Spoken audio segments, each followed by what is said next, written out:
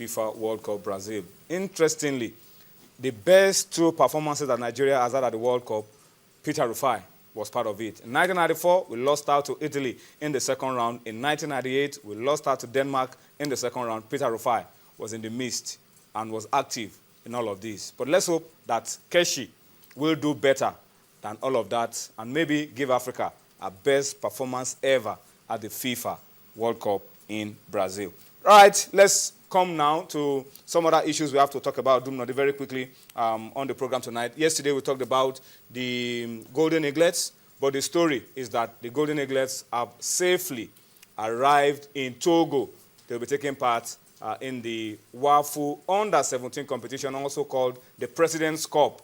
It will be taking place in Lomé, and it will last the whole week. So from now till about this time next week, we expect that the Golden Eaglets will be there fighting for honors and try to justify why they are the #1 cadet team in the world. Let me, before I bring Dumnodi in, just give you a lineup of what you should expect to see at the WAFU Under-17 competition, also called the President's Cup.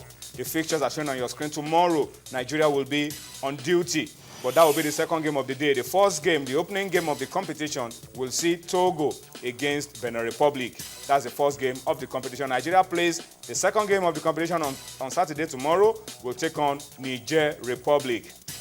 On Monday, we have second round of games. Nigeria will not be part of it. We have Benin Republic against Cote d'Ivoire. That's in Group A. And we have Niger against Mali in Group B of the competition. And then, of course, on Wednesday, the final group games will see Cote d'Ivoire against Togo in the first game, and then Nigeria against Mali in that second game. Of course, we have two groups, A and B, and then you have top team will meet the second place team in the other group for the semifinals, and hopefully before the end of next week, we should be having the final match. We wish Emmanuel Amunike, I'm confusing Emenike and Amunike now.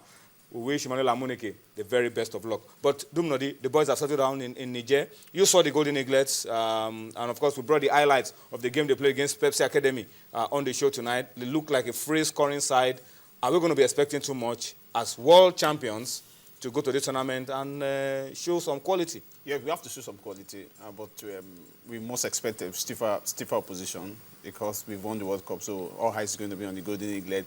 Even though this is not the generation that won the World Cup, but it's still the Nigerian team. And we are up against West African teams. A lot of people have seen, why is Ghana not there? Why is Gambia and the rest of them? This is WAFU B tournament. Because we remember the classification of the WAFU zone. We have WAFU A and WAFU B. So, but for the Golden Eaglet, this is, I think this thing is coming at the right time. When you are preparing, you have tournament to play. Even if you go to the tournament, you don't do very well. It's an opportunity for the coach to make an adjustment, restructure the team, bring in new players, try out new players. And this is an opportunity.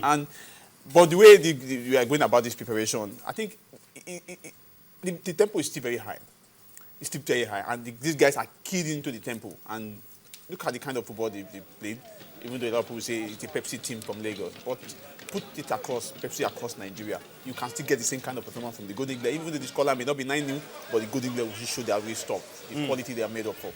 They played the Kwara Football Academy, another solid academy, defeated them. So it's not a mean feat when you say teams like this go across Nigeria, play young players, play, because at the WAFU tournament, like Tunde mentioned the other time, you may be seeing players who are much older than the Golden Eagle and physical. Niger, Mali, Cote d'Ivoire, Togo. These are typical West African teams. They are typical big boys, rugged, physical football, robust side of football. So this is a fantastic test. Yes, it's a fantastic test because the best talent at this level in Africa comes from West Africa, and we must emphasize that. We are coming up against some of the best in Africa. Yes, we beat Niger at the qualifiers on route 10-1. That was last time. That was last time. They will have learned a few lessons. Try to get in some boys. Try to get him, put their structures in place to step up their performance. So for Amunike, I hope he's going to be a bit relaxed. I hope Nigerians are not expecting that these guys will go there. If you don't see the result, you are seeing 9-0 in Nigeria. You go there, you see, they play the 1-0. These guys. I hope they are not showing their real stuff. But this is the tournament. It's a preparatory tournament. The real one is coming. The qualifier for the 2015 Cadet Championship is coming.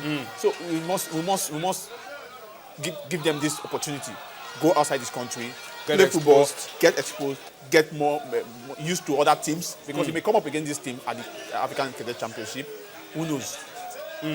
I'm also happy that WAFU have been able to put this together, because this is going to give the teams from West Africa Zone D an advantage going into the qualifying rounds for the African Cadet Championship. Because now that they are playing this tournament, everybody knows what to expect, everybody is ready, and they will surely do well when the qualifiers get underway. Nigeria will be playing tomorrow. For those of you who want to find out, Nigeria will be playing tomorrow at 5:30 p.m. local time.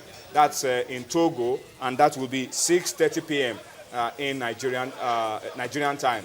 So hopefully before this time tomorrow, the game should have been over. We will know whether these boys have been able to score plenty of goals, get a win. Whatever the result is, we will have an idea about this time tomorrow. But as Dumnodi said, I think the most important thing is for us to put these boys to test, expose them, get them ready for the Cadet Championship, and of course, lay a solid foundation for Nigerian football going forward.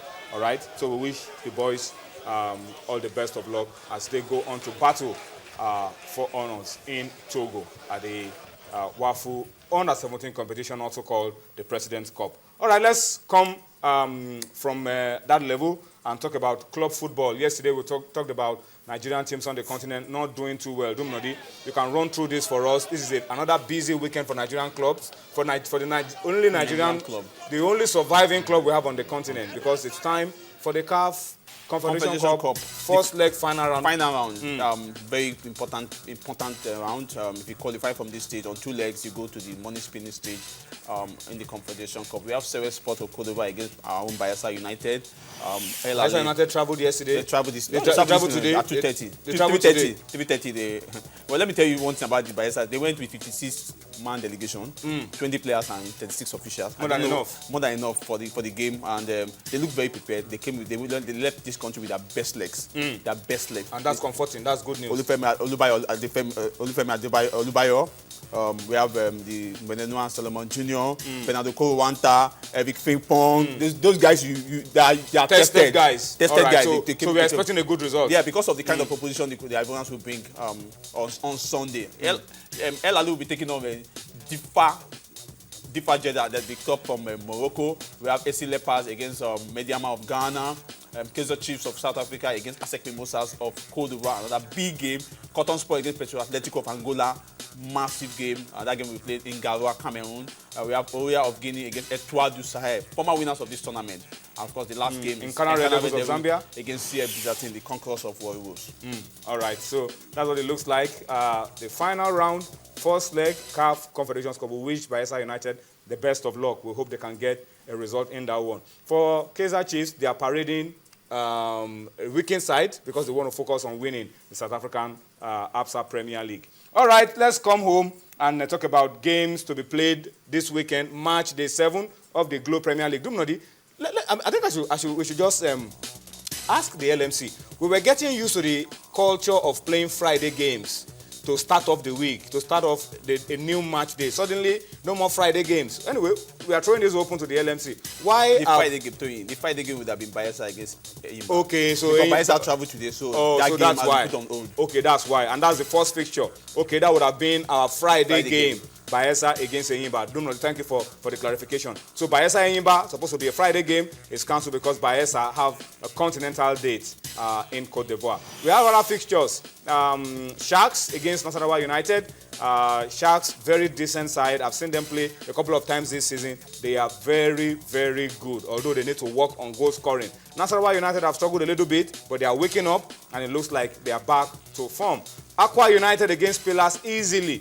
The biggest fixture this weekend. Patrick Kudo against Oke Emodi. First on the table, I think, against third on the table. Massive encounter in Uyo. That game comes up on Sunday. I'm going to come back to ask you what you feel about that game, Dumnodi. FC Taraba against Giwa, 2 teams just newly promoted. So it's a game of 2 newly promoted teams. That will be in Jalingo. Crown will be hosting Kaduna United on Sunday in Ibadan. Crown, back in the Premier League, are also really doing well for themselves. Lawrence Akpokona has been doing a good job with Crown. And Kaduna United, no Ben Duamlong, The new coach will be there. What will he come up with from Ibadan? We have Gombe against Dolphins. That will be at the Pantami Stadium in Gombe. Lobi against Nimbe in